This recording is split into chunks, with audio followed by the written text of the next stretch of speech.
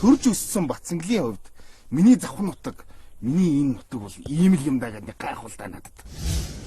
Чанган байдсан байна энэ. Чанган байдсан байна.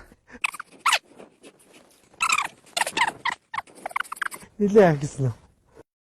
Замдаа авсаа бүгдийн залгил дууслаа шүү дээ. За Бадар ундаг гэдэг газар. Үнээр гайхалтай юм аа. Энэ уулын тагтан дээр ингээд ус мэтэлцээд байж гэнэ гэдэг үнээр гайхалтай юм аа. Домг нь бол ёроолгүй гэдэг.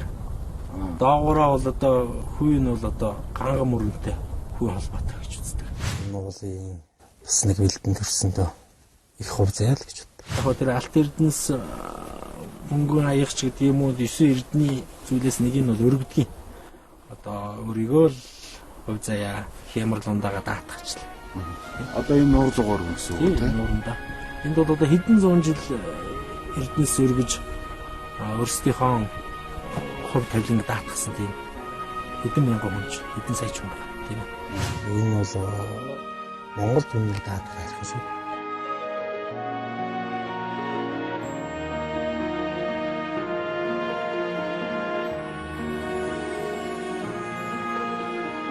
Арсарны